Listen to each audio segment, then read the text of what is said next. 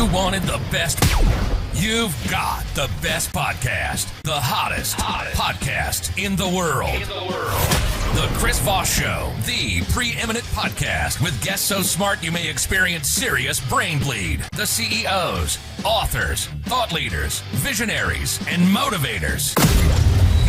Get ready. Strap yourself in. Keep your hands, arms, and legs inside the vehicle at all times, because you're about to go on a monster education roller coaster with your brain. Now, here's your host, Chris Voss. Hi, folks. Chris Voss here from the ChrisVossShow.com. There you go, folks. Welcome to the big show. We certainly appreciate you guys being here. As always, for 15 years, we've been bringing the smartest people, the CEOs, the billionaires, the Pulitzer Prize winners, all of the brilliant people who write the most amazing books and stories that can improve the quality of your life and help you bask in what we call the Chris Voss Show glow. So, as always, we've got 3 to 4 new episodes a week, 15 to 20 new episodes coming out all the time so that you can really enjoy the show and learn so much from our guests that we have. We had an amazing young man on the show today. He's the author of the book, When Mongrel Dogs Teach. September 21st, 2020, it came out. William Burghardt is on the show with us today. Did I get that right, William? Yes, you did. Burghardt. There you go. Wanted to make sure we got that right on the money there. And he's going to be talking about his latest book. He's the author of 2 produced plays, Just Before the Snow Melts and Shadow Stalk. The next book, Walking Backwards in My Father's Steps, is set to be published later this year.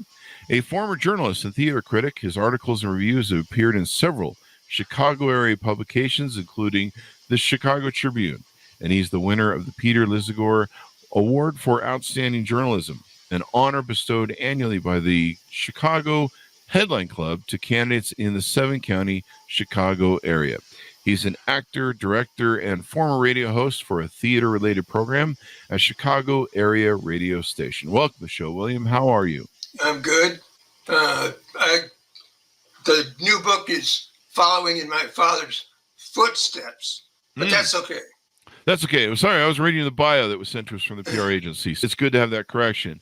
Let's talk about your current book that you have out, When Mongrel Dogs Teach. Give us an overview of what's inside this book and what it's about.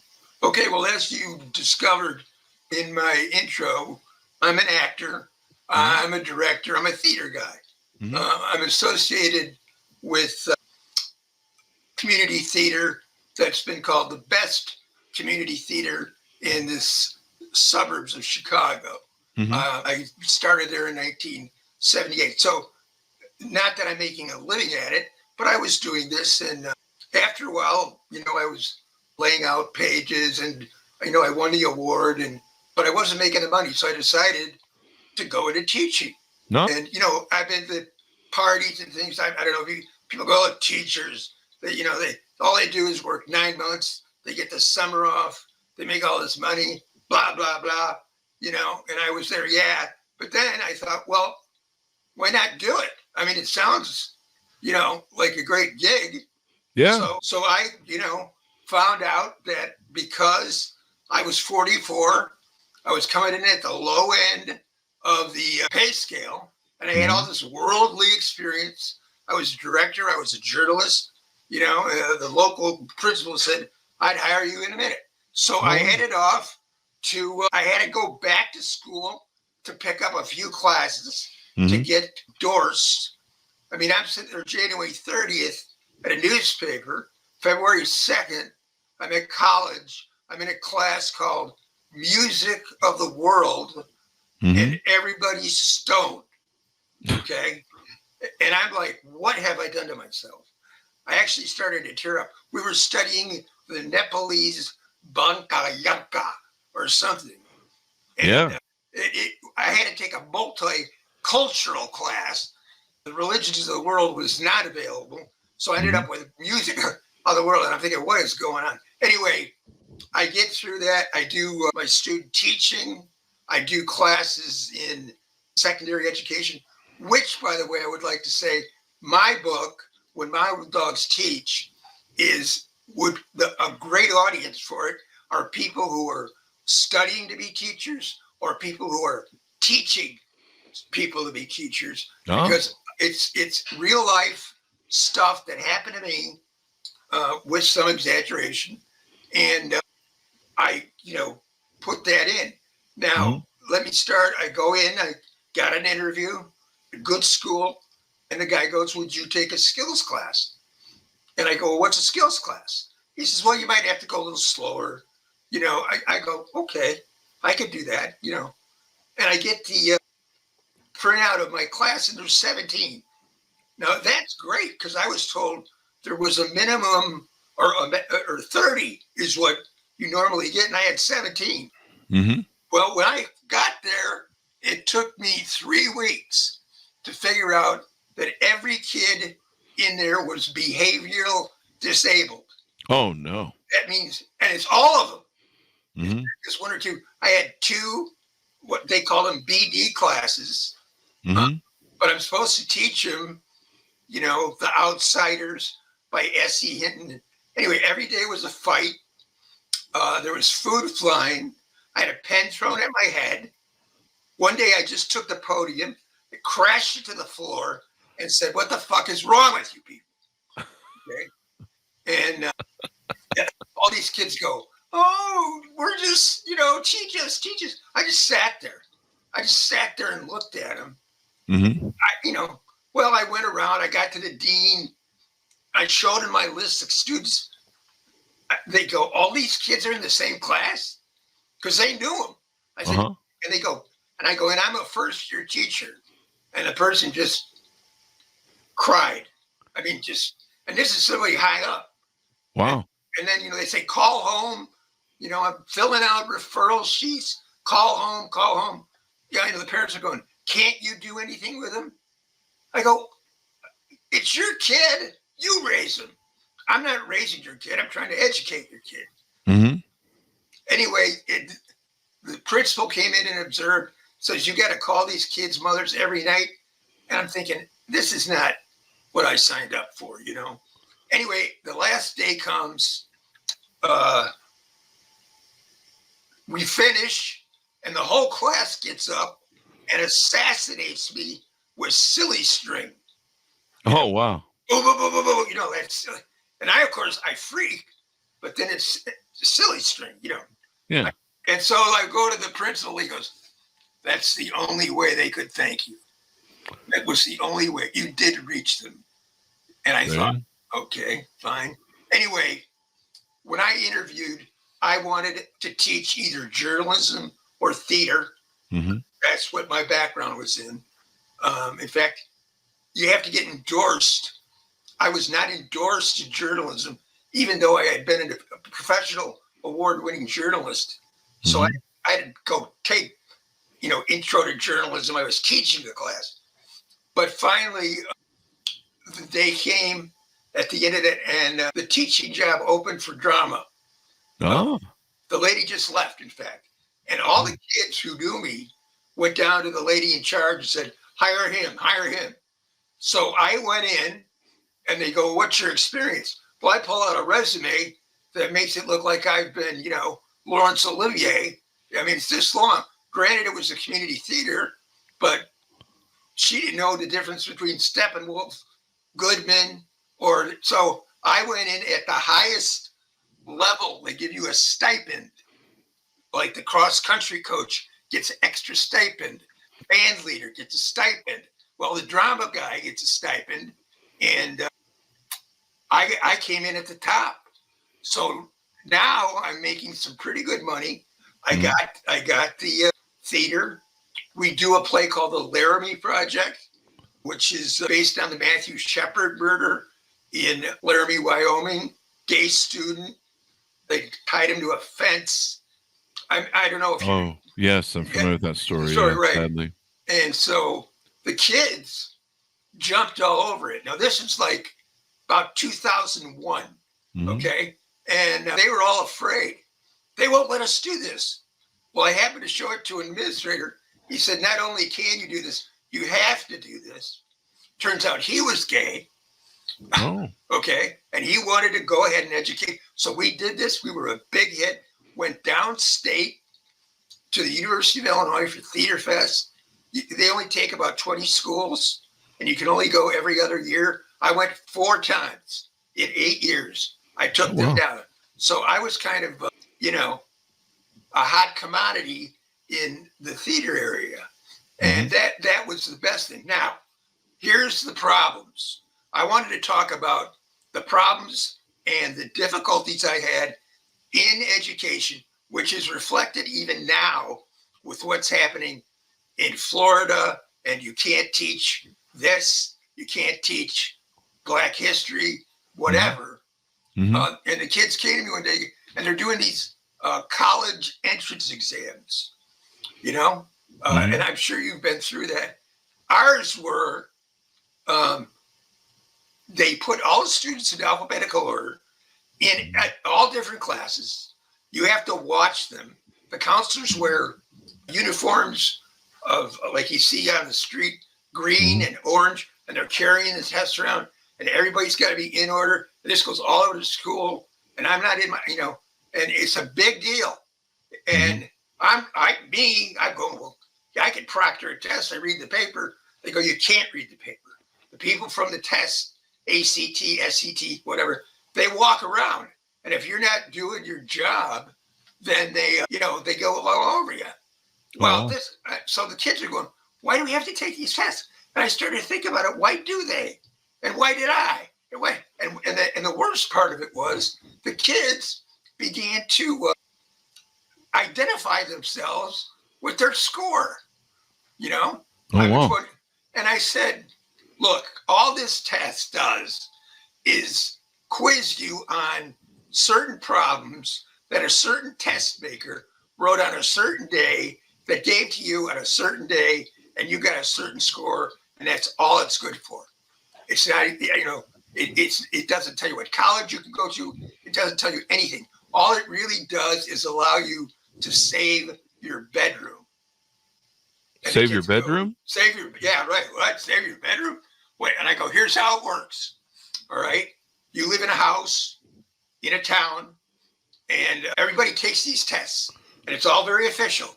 There can be and if I say I'm with Boeing and I'm going to transfer to Chicago, the first thing I go is, where are the good schools?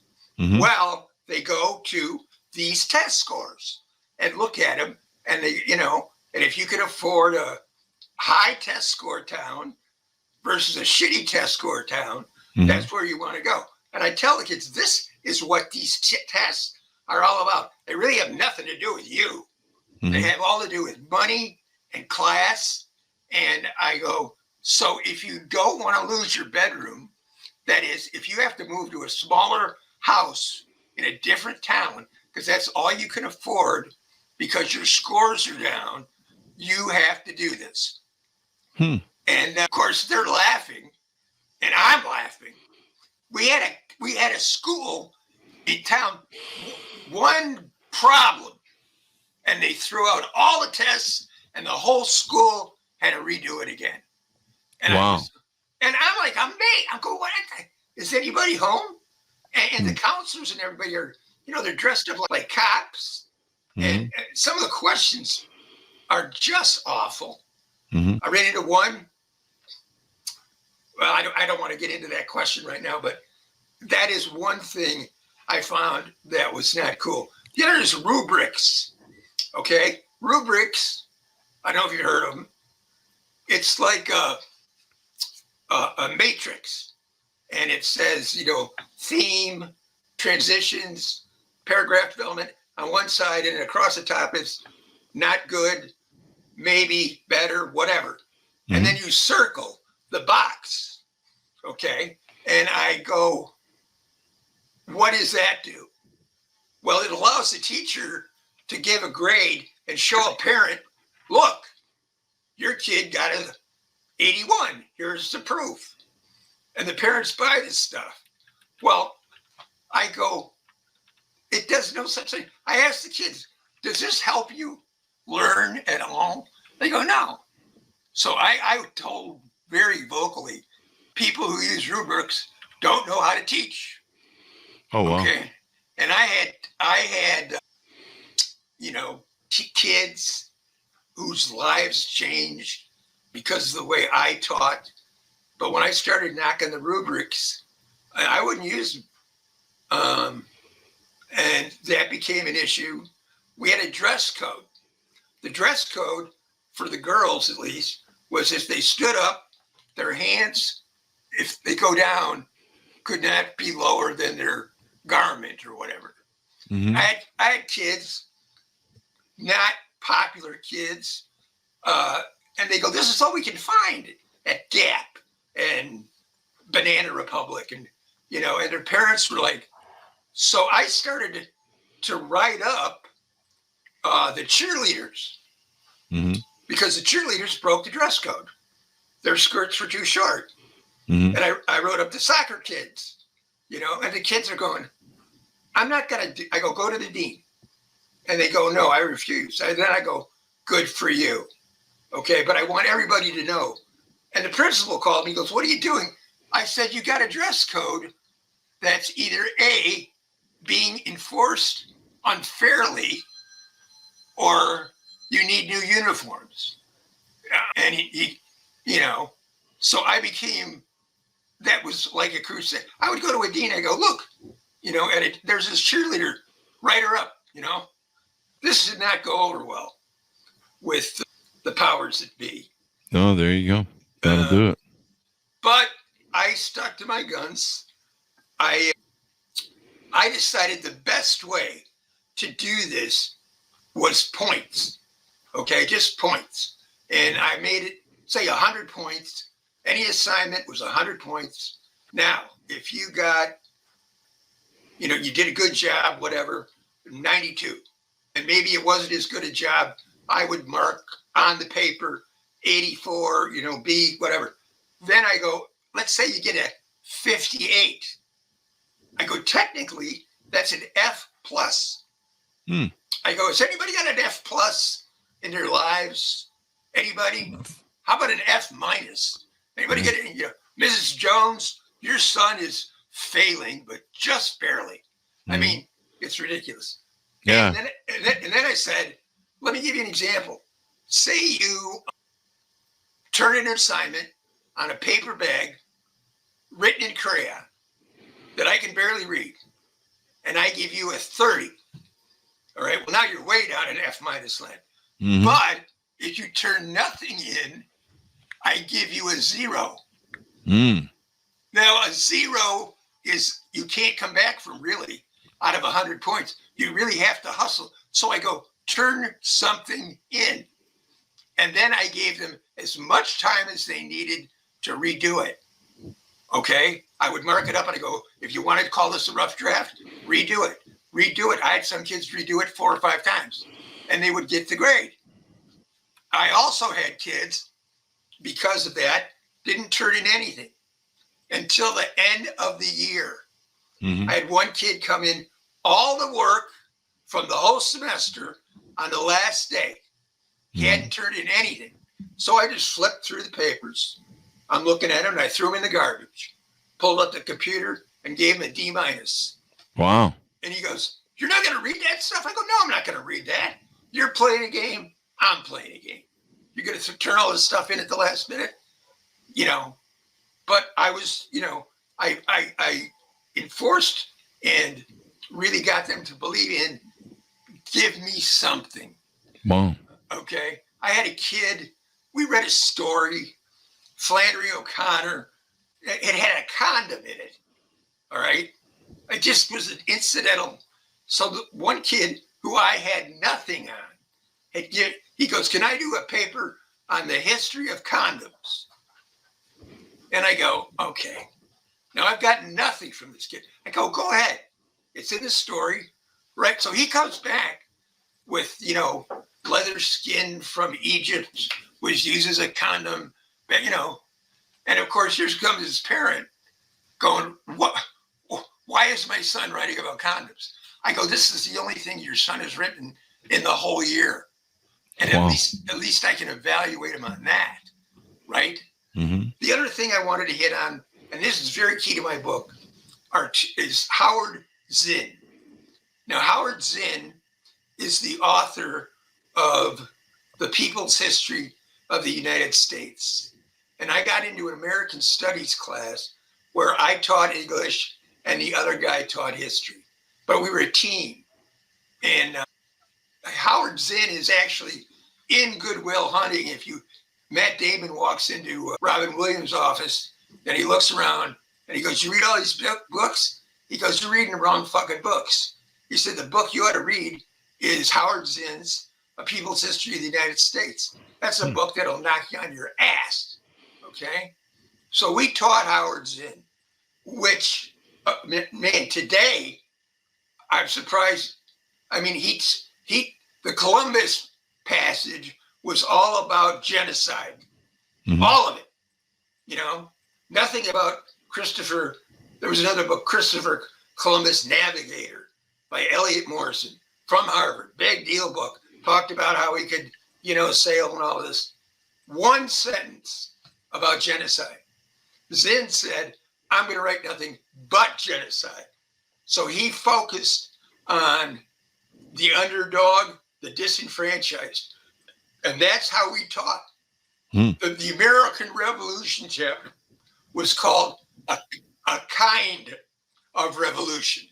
And the reason it was is because then he says, look, the colonies are like a Cadillac. They're running, they're smooth, and the keys are owned by King George. So a bunch of rich guys named Madison, Jefferson, Washington, Hamilton, they get their buddies together and they steal the keys. End of story. Most of the people, nothing changed. The people who fought the revolution and were promised money, many of them didn't get it. They started a rebellion in 1786 called Shays' Rebellion. That's what Howard Zinn leads with when he talks. He brings up Shays' Rebellion. Why? Because in 1786, the year dates were 1 year from the Constitution. What happened was some guys rioted. They locked them up and told the militia to go down there and, discipline. Well, they turn out it's all their friends. Oh, wow. And they go, "I'm not going to do this." So the next time the militia came, it was a guy from Georgia, a guy from North Carolina, a guy from Vermont, in a central army. The Constitution in 1787 was created because of Shays' Rebellion. Wow, that's amazing. And that's how Zinn teaches it, okay? Now, Can you imagine this in Florida right now? Probably not. No, probably not. But that's what I'm concerned about. Okay, and what is that exactly? What are you concerned about exactly with that? Well, what we teach our children, we're teaching them things that are not true. Oh. We are running away from the truth about race in this country, and race in this country is absolutely necessary. And they're trying to get rid of it. They were trying to get Huck Finn. They wanted to get rid of Huck Finn. I loved Huck Finn. Yeah. But the problem is 240 N-words. Okay? And the black students, they were all afraid we were going to riot if we taught Huck Finn. And I said, no, there's a way to do this. And people were going, "I can't teach Huck Finn." And then I said, well, then you're a crappy teacher, because there's a way to do this.